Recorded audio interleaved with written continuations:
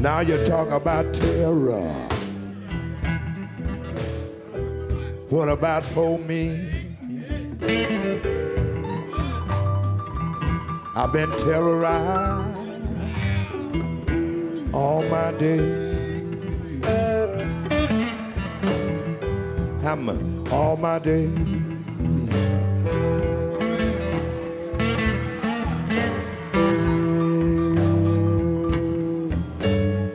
Dr. Judith Herman's book, Trauma and Recovery, The Aftermath of Violence from Domestic Abuse to Political Terror, as the New York Times wrote, is one of the most important psychiatric works published since Freud. It is the foundational text, along with The Body Keeps Score, written by Dr. Herman's close collaborator, Bessel van der Kolk, for understanding trauma and how to treat it. Trauma is widespread in American society, not only among veterans that fought in our forever wars, but in millions of homes across the country beset by domestic and sexual violence. 1 in 5 Americans was sexually molested as a child. 1 in 4 was beaten by a parent to the point of a mark being left on their body. 1 in 3 couples engages in physical violence. 1/4 of us grew up with alcoholic relatives. 1 out of 8 witnessed their mother being beaten or hit. The consequence of this trauma is personal and social. It impels people, Dr. Herman writes, both to withdraw from close relationships and to seek them desperately. It results in a profound disruption in basic trust. It induces feelings of shame, guilt, and inferiority, as well as the need to avoid reminders of the trauma that occur in daily life. Trauma compromises the capacity for intimacy. Trauma can dramatically reduce focus to extremely limited goals, often a matter of hours or days. It often engenders the survivor triad of insomnia, nightmares, and psychosomatic illnesses. Chronic trauma can result in a paralysis of initiative, feelings of apathy, helplessness, and depression. And it can see survivors, to blunt the pain of trauma, engage in a variety of self-destructive behaviors, a retreat into drugs, alcohol, and self-harm, including suicide. In short, repeated trauma forms and deforms the personality, especially when this trauma occurs in childhood. Trauma is of epidemic proportions in the U.S. The failure to address our trauma has grave individual, social, and political consequences. In the first of 2 parts, Dr. Herman, a professor of psychiatry at Harvard Medical School and co-founder of the Victims of Violence program, discusses her book, Trauma and Recovery, The Aftermath of Violence from Domestic Abuse to Political Terror. Next week, we will discuss her new book, Truth and Repair, How Trauma Survivors Envision Justice. As you know, I'm a tremendous fan of your book, and as a war correspondent, and I'm not alone, your book was incredibly helpful as we navigated our own experiences with trauma. In the introduction, I'm just going to read a couple sentences and have you comment. You write, the conflict between the will to deny horrible events and the will to proclaim them aloud is the central dialectic of psychological trauma. People who have survived atrocities often tell their stories in a highly emotional, contradictory, and fragmented manner, which undermines their credibility and thereby serves the twin imperatives of truth-telling and secrecy. When the truth is finally recognized, survivors can begin their recovery, but far too often secrecy prevails, and the story of the traumatic event surfaces not as a verbal narrative, but as a symptom. You spend a lot of time in the book talking the various ways trauma expresses itself, but I want you to begin there, that the narrative surfaces not as a verbal narrative, but as a symptom. Yes, thank you, Chris, for having me on your show. And yes, this really takes us back to the history of studies of traumatic stress and the disguised presentation of trauma that manifests often as physical symptoms. And this was seen in men who served in combat. It was called shell shock. And it was also seen in women with mysterious failures of language and apparent paralyses and even pseudo seizures. And these symptoms were diagnosed as hysteria. And it was already discovered in the late 19th century that hysteria was the consequence of trauma. Those discoveries were made independently by Pierre Janet in Paris and Sigmund Freud in Vienna. And both of them, by paying attention to women with hysteria and actually talking with them and forming a relationship with them and asking about their childhoods, independently discovered that many of them reported physical and or sexual abuse. But that discovery was so unthinkable, if you will, that in the end, Freud retracted his discovery and concluded, not on the basis of any data, but simply on the basis of the fact that the thought was anathema, that the women must have fantasized about this because actually it was something they desired. And thus I just want to interject because in the book, you make the point that the reason he retracted it was because it was so common.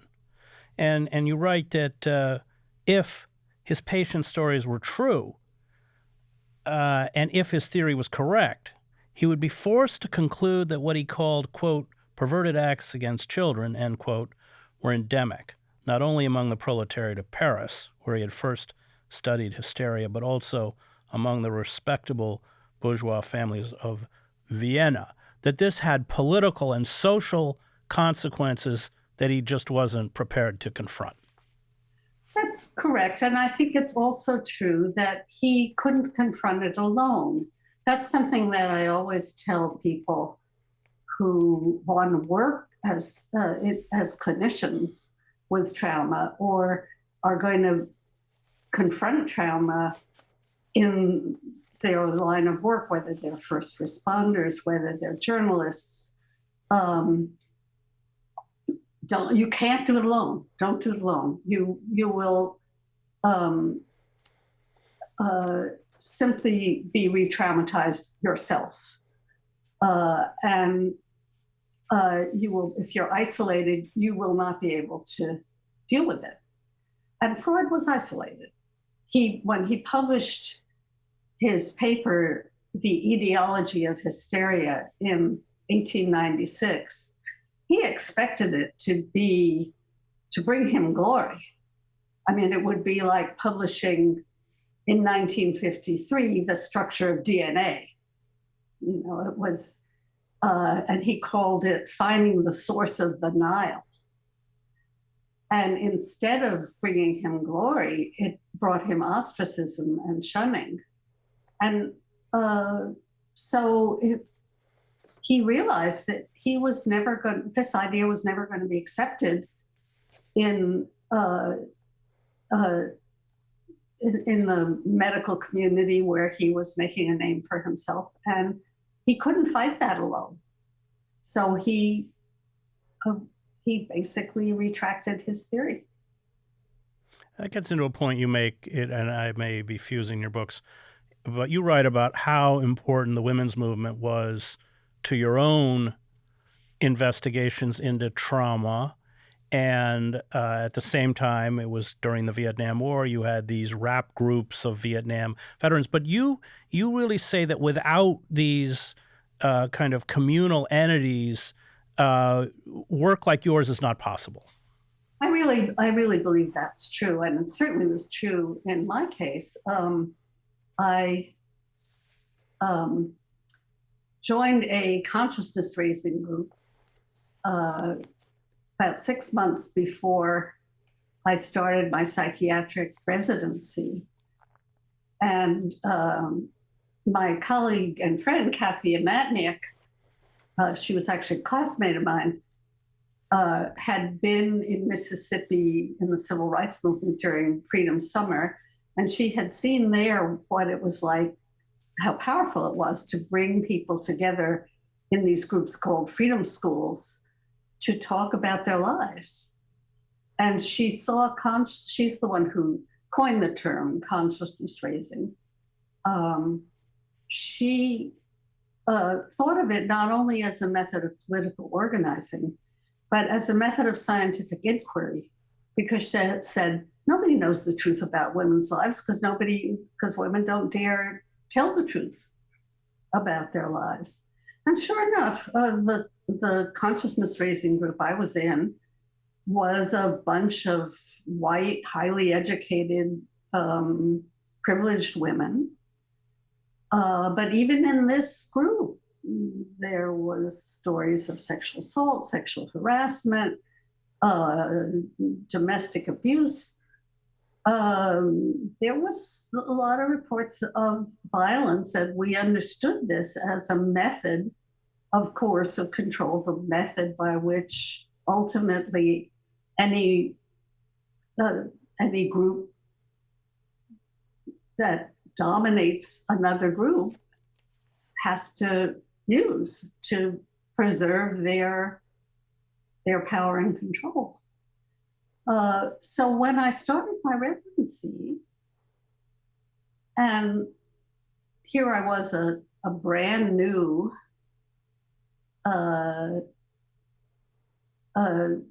psychiatrist in training, and my very first two patients on the inpatient service where I began my training were women who'd made suicide attempts, very serious suicide attempts, and been hospitalized. And what do you know? Both of them gave histories of father-daughter incest. Well, let me just stop you there, because you write in the book that until work like yours was done, the traditional view was it was 1 in a million. Do you remember have that right? yes, 1 in a million women had suffered incest. I mean, all forms of incest. That was the comprehensive textbook of psychiatry, which was the basic text. So what do you think, if that were true, what do you think the odds would be that a brand new rookie would see 2 cases in 2 weeks? You know, so something was off there. And then as I began talking to colleagues, with that, I began collaborating with a young psychologist named Lisa Hirschman, who had just gotten her doctorate. And she was seeing incest survivors in her practice. And just by asking around among a few people we knew, we collected 20 cases. So I think if we hadn't had the women's movement behind us, we wouldn't have dared to publish our findings, because who are we to contradict these, authorities? And not only that, but I doubt that any psychiatric journal would have published our findings. Well, do I remember from the book, it wasn't that easy for you to publish your findings? Well, no, we got it accepted in a brand new women's studies journal called Signs, Journal of Women in Culture and Society. But academic journals take a long time to publish things, even after they've accepted them. And during the year or so that between when we submitted our paper and when it was finally published, we got letters from all over the country. It had been passed hand to hand and copied, and women started writing to us saying, I thought I was the only one, or I thought nobody would believe me. So that's when we realized, no, this was real. I want to ask about that, because one of the most interesting parts of the book for me was how that chronic trauma is so severe and how it manifests itself in ways that we wouldn't expect. But I just also want to say before that, when you talk about hysteria, that's something I saw in war zone. I saw soldiers shake without being able to stop. I saw them unable to speak. I saw in Salvador, one soldier had a case of blindness, but in fact there was nothing wrong with his eyes. So that term hysteria, which we often use towards women, it was rife within war. But let's talk about, I was just fascinated with how women who suffer incest abuse will actually try and be protective of their abuser, blame themselves. I mean, the psychological masochism is just overwhelming. I want you to talk about that because it's counterintuitive. Yes, it is counterintuitive, except if you consider from the child's point of view. The child is faced with an impossible dilemma. First of all, she's helpless and unable to escape. There's no way to resist. She may have tried to seek help from the non-abusive parent, usually the mother. But one of the things we found in our incest study was that one of the most frequent concomitants of incest was domestic violence. So the mothers were battered or otherwise rendered helpless themselves. Some of them were physically ill, some of them were mentally ill. In one way or another, they were helpless bystanders. And oftentimes also the favoritism that the incest perpetrator lavished on the the daughter chosen for abuse made the other siblings and the mother resent this kid. She was given extra privileges and attention. And so from the point of view of the kid, there's nowhere else to turn. And if the and whatever attention and affection she gets, this is the price that she has to pay. Mentally, she can understand this one of two ways. Either this is happening to me because I'm bad. If I'm bad, then I can try and try and try and try and try to be good. I can try harder and harder and harder to be good. And maybe if I try hard enough to be good, I'll be able to be loved for who I am without being abused. The alternative is there is nothing I can do. This isn't happening to me because I'm bad. This is happening because this is the choice he has made. And that's unbearable. That means there's no hope. There's nothing to be done. This is just, you've been abandoned by God and by fate. And so for many kids who are being abused in this way, though it's counterintuitive, it's better to blame herself or himself than to put the blame where it belongs.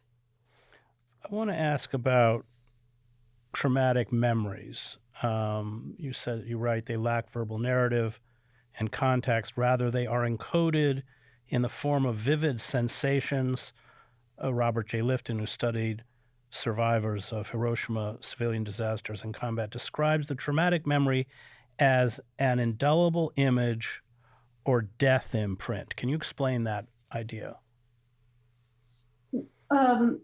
Actually, Pierre Jadet had a very good way of describing the difference between traumatic memory and normal memory. He said, normal memory is the action of telling the story. And it's verbal. It is sort of flexible over time. You can tell the 2-minute version of it or the 20-minute version of it. So you can retrieve it when you want to, and you can put it back when you're done with it. And you can make meaning of it. He says it doesn't really count as a memory until we have kind of integrated it into our life story and made it a part of a bigger narrative and made some meaning out of it. Traumatic memory doesn't have any of those features.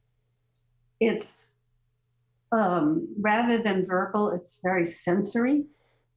People will describe the smells, the sounds, the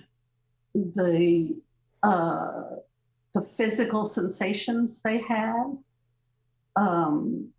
whether it was dark or light, that sort of thing.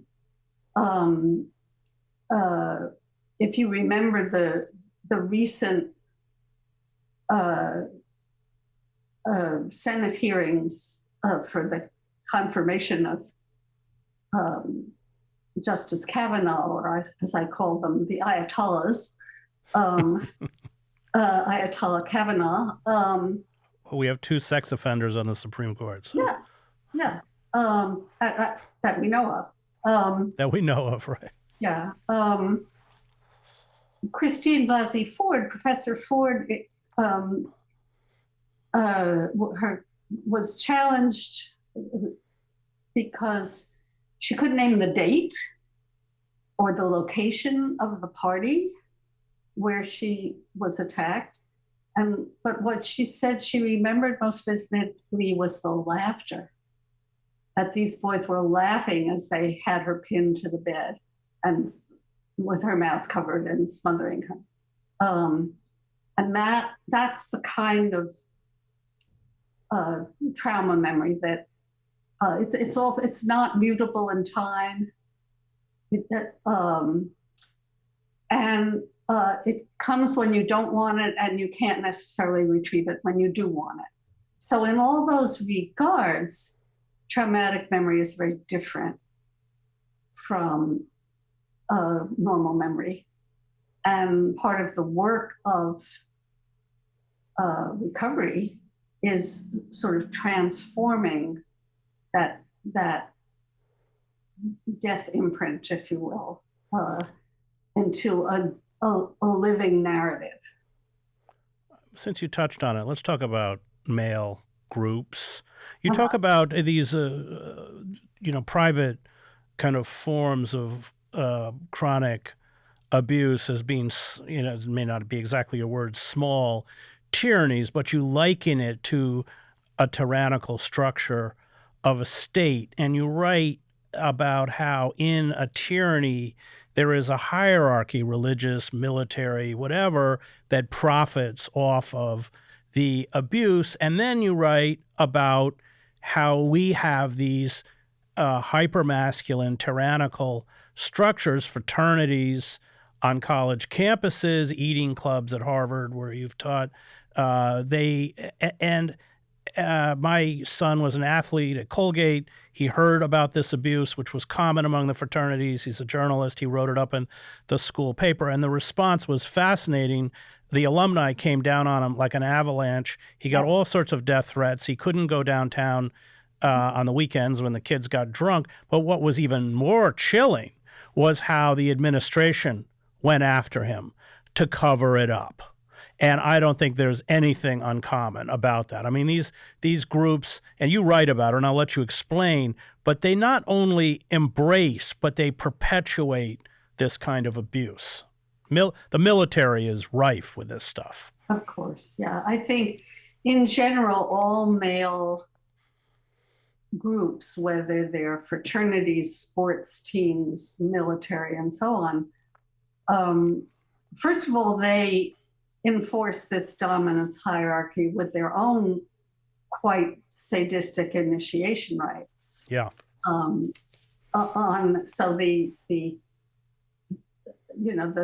the pledges have to basically go through a symbolic death and sometimes literal death.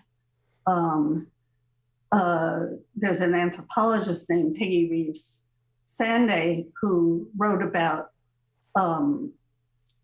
fraternity gang rape as a tradition handed out from one group to the next.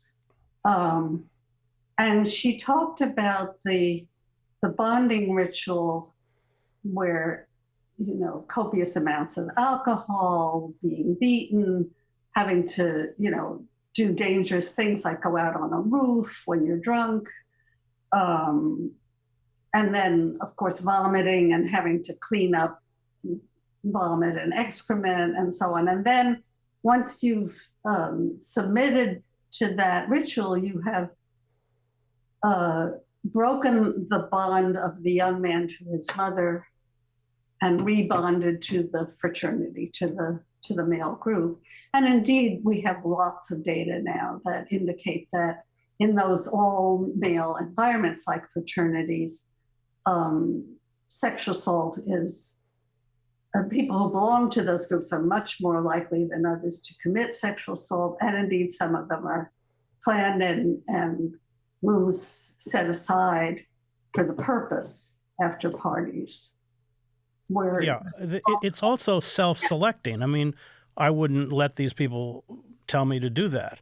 Yeah. So what you're doing is getting, you're essentially through that initiation process, getting people who are willing to subsume themselves into the group and into that hierarchy. And in the military, in the elite units in particular, this hazing is horrific. And overseas, there's a lot of suicides. And anecdotally, I was with the Marine Corps, most of the suicides were people who had been hazed and ostracized. And, they would have them punish them. There was actually a term called bitch for a day and all this kind of stuff. And then they go in the porta potties and blow their brains out. Yeah. So you write about it. It's a very dark undercurrent in American society, and one that is so ingrained in the society all the way up, of course, to the Supreme Court nominee hearings. We just don't even speak about. Well, because it really, it is also a very privileged group, and so people are willing to submit to the cruelties because of the many benefits that are promised. And for example, at Harvard, at my university, the final clubs, which are the equivalent of fraternities, I've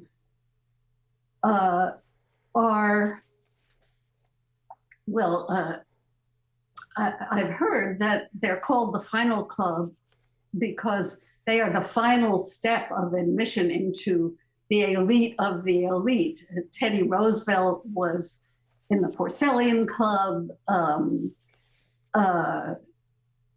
FDR was only, I think, in the Fly, that second.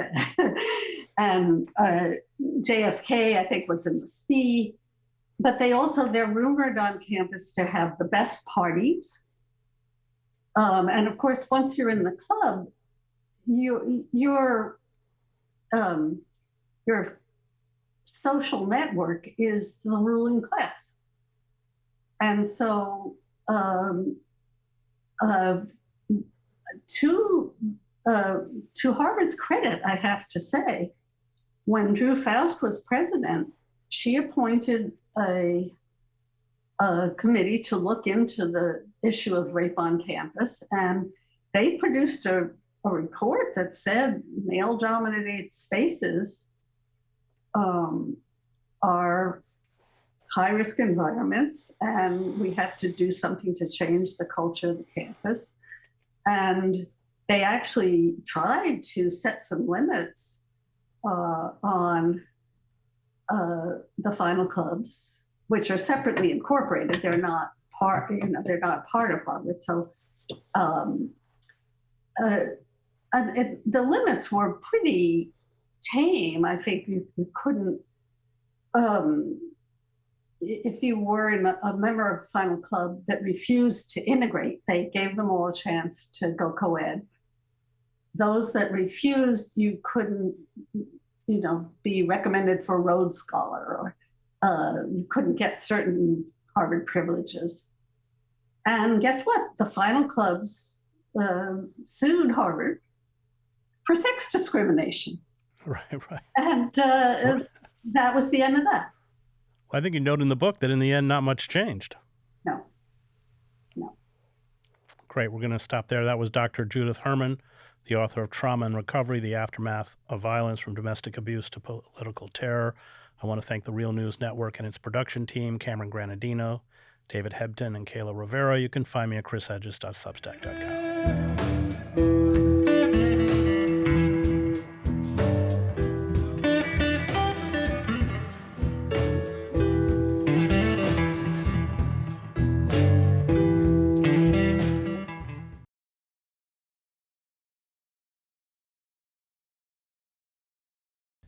Thank you so much for watching the Real News Network, where we lift up the voices, stories, and struggles that you care about most. And we need your help to keep doing this work, so please tap your screen now, subscribe, and donate to the Real News Network. Solidarity forever.